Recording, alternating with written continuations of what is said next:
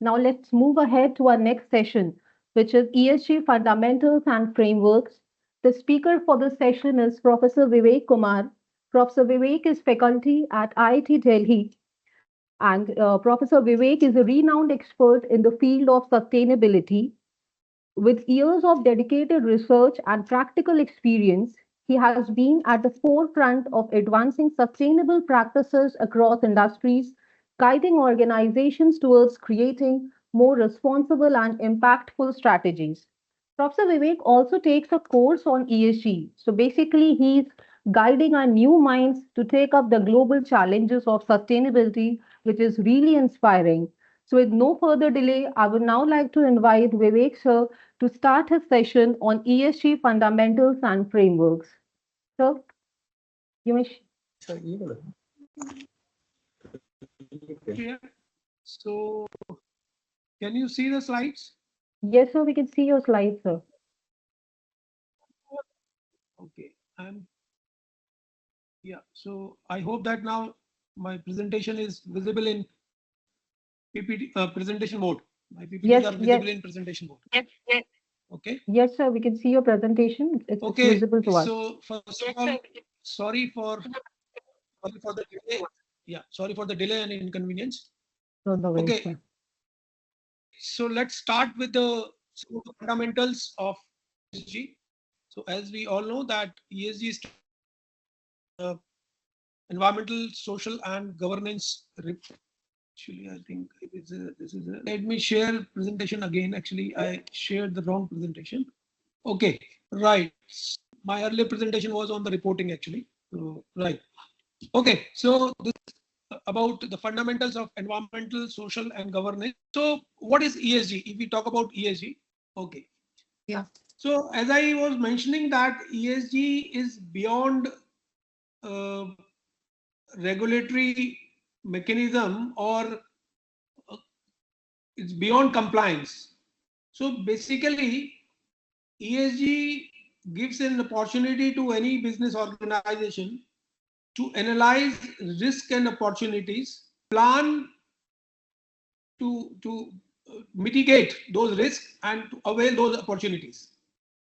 Of course, these risks and opportunities are related to environment, social aspects, and corporate governance aspects. So when we talk about ESG, it actually provides us the holistic view of sustainability, because so far, whenever we talk about sustainability, only environment comes to our mind. But ESG gives you a 360-degree view encompassing environmental aspect, social aspect, and governance aspect. Of course, we want to understand environment because that is the most known pillar or known aspect of the whole ESG business, because it all started with EHS, that is environmental health and safety concerns, moved towards sustainability, then to CSR, and now ESG. So basically, with ESG, we can identify and address issues like how changing climate, or you can replace this climate change with any aspect related to environment, for example, resource depletion, you can say, how changing climate, stakeholder expectation, and business condition on the ground impact a business and the stakeholders. And when I'm saying stakeholders, it's not only shareholders, I'm also talking about investors. I'm also talking about customers. I'm also talking about the society which is affected, and I'm also talking about customers, the supply chain. Probably one of the reason why all of a sudden everyone is talking about ESG, other than what global leaders started talking about ESG. So the stakeholder expectations. We'll discuss about this stakeholder expectation. And now stakeholder is not only talking about, let's say, customer. Customer is today's customer is not only talking about the product quality. He has a concern about the impact on the environment. He has concern about the social aspect of the company, for example, diversity, for example, inclusion, or whether organization is following labor standards or not. He has a concern whether the organization is following the fundamental laws of governance, whether the company is involved in unfair practices or not. And these expectations are not only from the customers, but also these are the expectations from other stakeholders, for example, investors. And these investors look at these aspects as a risk to the company. In fact, climate change we can directly understand. So climate change will have an impact on organization as well as the complete supply chain of the stakeholder. Hence, it is going to affect the investors. ESG is actually analysis and management framework that helps stakeholders understand organizations' plan and strategies in making risk and opportunities related to environment, social and governance criteria. Already I have mentioned the stakeholders involved, all, the community, customers, supply chain, investors, all. Now, many times we think that how we are or how my organization or our organization is concerned about or how it is related to these three pillars. See, every business uses energy, every business uses resources, right? So we have energy footprint, we have water footprint, we are discharging wastewater, so we have grey water footprint, we are consuming resources, depleting them, there is a possible impact on biodiversity. So in one way or another, many times, for example, we feel that if we are using email for communication, then our carbon footprint is zero. That's not correct. So there can be a comparison between the carbon footprint of a letter or carbon footprint of mail. But when you say that we don't have any carbon footprint if I'm sending a mail, that's not correct. Every anthropogenic activity is related to some kind of impact on environment. Similarly, if you look at the society, every business enterprise or any organization, it has global societal impact or local societal impact, or in some cases both. It impacts both local and global society. When we operate a business, there are certain laws, certain principles. So how we govern, how the business is being governed, how it is being managed, what are the policies, controls, procedures, compliance with the law, stakeholder engagement, all that is part of the governance aspect. And examples I have shown, for example, environmental footprints I have already discussed. But if you talk about the social impact, societal impact, there are issues related to human rights, community relations, health access and inclusion, employment of local people, community development aspects, health and safety of employees, diversity, equity and inclusion, right? What is the retention policy, how we are engaging them, labor laws and practices, and governance. We talk about business ethics, corporate governance, how we are managing our ESG risk and opportunities. All that is part of. So every business, even if it is a small business, it is in the ambit of actually ESG. And what drives ESG related activities in any business? Until unless there is a driving force, we don't work. There can be internal drivers, there can be external drivers, but there are drivers. There can be regulatory drivers, there are reputational drivers, simple economical drivers, fear of losing business, fear of losing customers. So all these are the drivers getting into ESG. If we talk about India, so currently most of our concerns, most of our driving forces are coming from SEBI through BRSR reporting framework. And that too is for, however, many companies, those who are doing it voluntarily, they're doing it because of their business is getting affected. They are doing business at global level and it is getting affected because of this ESG. If we look at quickly the external drivers, we have drivers like supply chain and societal trends. We value our suppliers, customers. If our suppliers or any entity in our supply chain value the ESG, we have to follow that. Our customers, we need to look at the customers. There are reports saying that more than 70% customers, they have concerns not related to the product or product quality.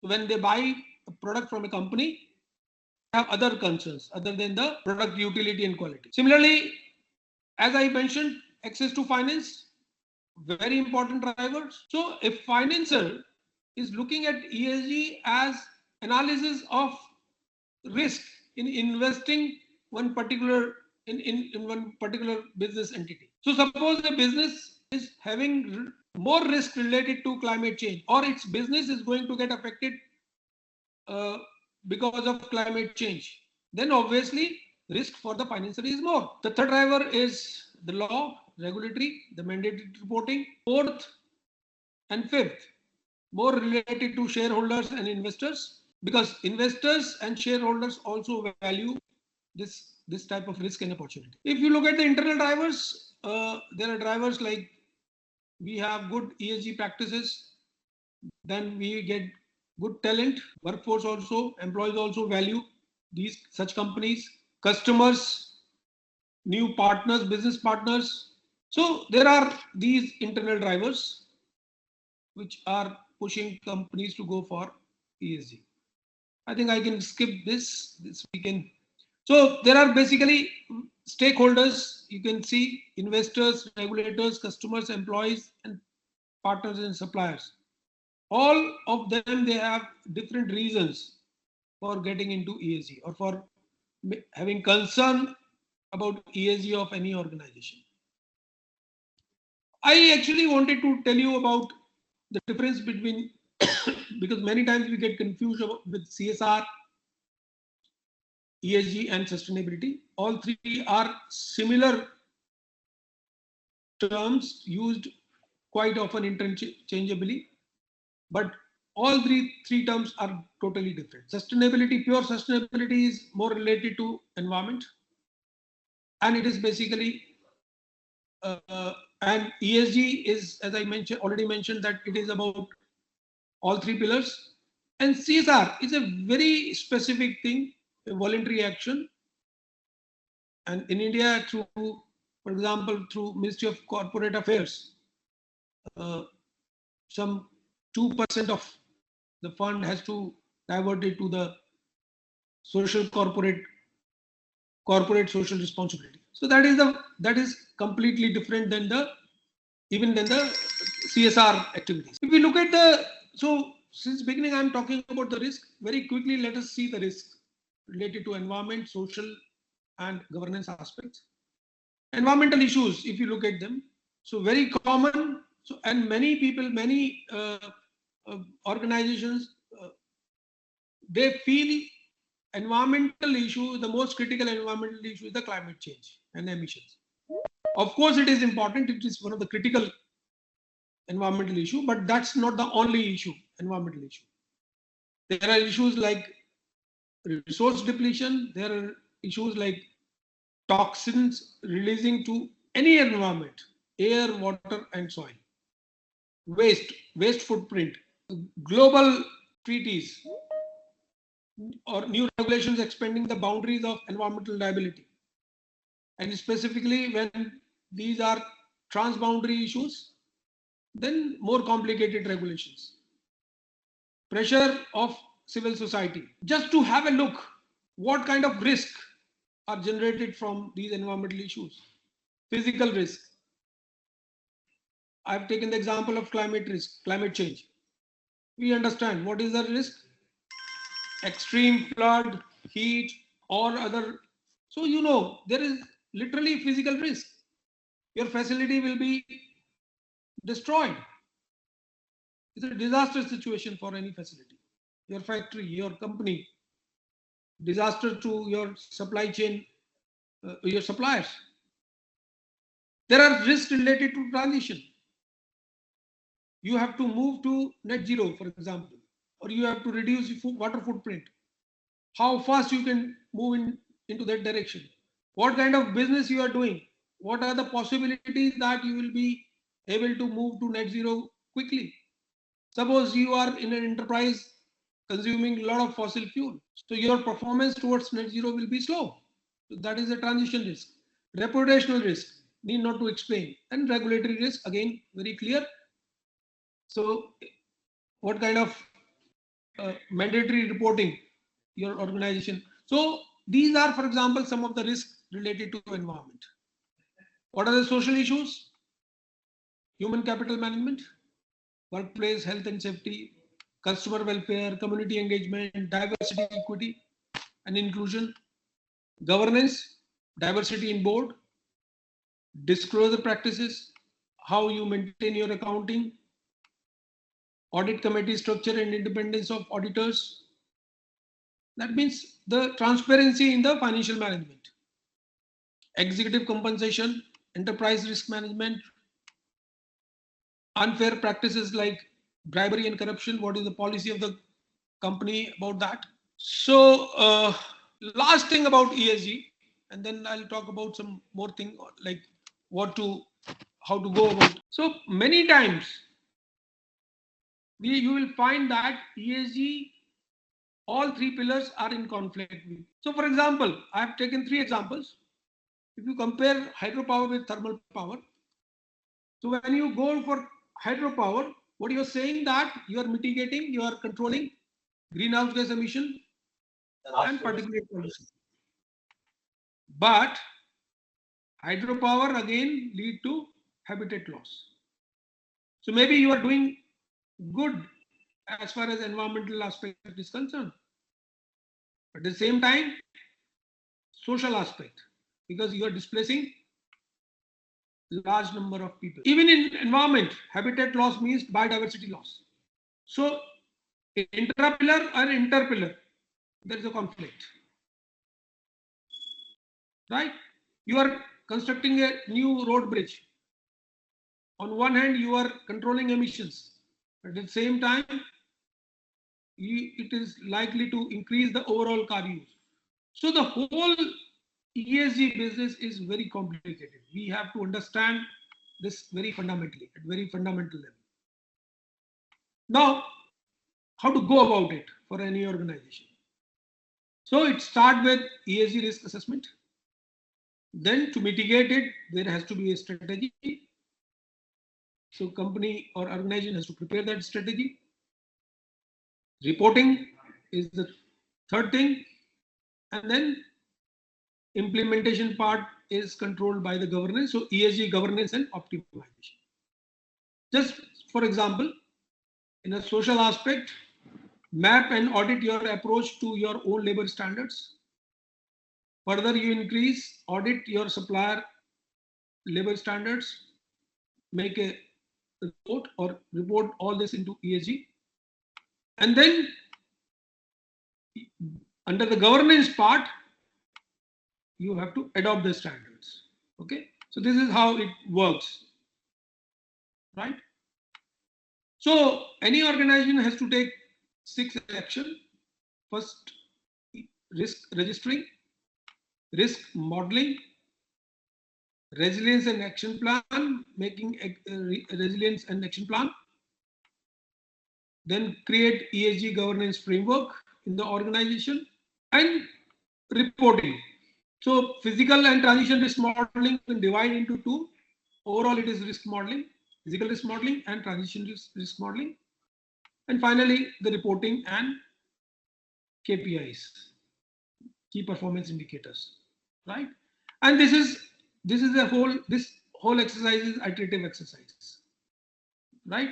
And that is why in most of the framework or standards, you will find that reporting is done regularly. So you can think of ESG as a non-financial disclosure for any company. So like a company, when let's say they submit a report to SEBI or any other organization, their annual performance report mostly covered the financial aspect. So when you talk about the ESG reporting, it is the non-financial disclosure or non-financial reporting of a company. I think this is the detailed journey. So you start with the readiness assessment, how ready you are, how much you know about ESG. Then you scan the market, conduct a scan of competitors to understand what they are doing with regard to ESG. Ultimately, you are in business. Then for your company, then I think this is the most critical aspect of ESG, materiality assessment. So which are the topics which are important to you? Materiality assessment means that. So there are, let's say, 100 topics within these ESG. Now, not all 100 topics are important to you. Let's say there is an aspect related to child labor, and in your sector there is no child labor, then that is not a materiality topic for you. If you are not doing scope 1 emissions, so that is scope 1 emission is not, materiality topic to you. So materiality assessment, vision and ambition, what you want to do with your ESG reporting and action plan, creating a strategy framework based on ambitions and requirement, then setting the metrics and targets, roadmap and planning, setting the governance structure, and reporting in the disclosure, right? So this is how we move in ESG, right? So I think with this, I'll be just stopping because, or quickly, I'll just take this BRSR reporting in India. Quickly, just see how it evolved in India, and then I'll come to the BRSR. So it started with CSR, as I mentioned, by Ministry of Corporate Affairs. Then MCA developed a national voluntary guidelines to provide framework for companies to incorporate principle of sustainability and responsible business. So many of you might be knowing about this business responsibility report, right? So in 2012, SEBI mandated top 100 listed companies for this. Then this was extended to some more companies, but it remained BRR. Right. In 2018, actually, Bombay Stock Exchange published the guidance document on ESG for listed companies in India. Till that point, it was just a guideline. And then 2019, MCA introduced a national guidelines for responsible business conduct. Further, in 2020, MCA came up with BRSR framework for listed and unlisted companies, and SEBI issued a mandate for top 1,000 listed companies in 2021, and they made it mandatory, this business responsibility and sustainability report. So it's a kind of non-financial disclosure was made compulsory by SEBI for 1,000 listed companies, which was further extended to some more. So number was increased, right? Okay, so in BRSR we have three type of disclosures. One is a general disclosure, then the management and process disclosure, and the third one is the principle wise performance disclosure. I'll just talk about that quickly.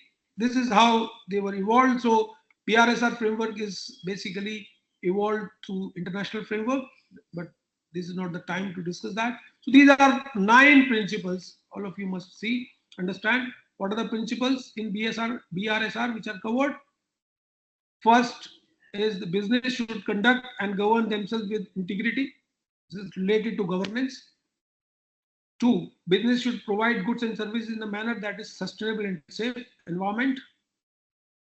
3, business should respect and promote the well-being of all employees, including those in their value chains. Social, business should respect the interest of and be responsive to all its stakeholders. General principle, it can cover all aspects. ESG, business should respect and promote human rights. Again, social pillar, social aspect, business should respect and make efforts to protect and restore the environment.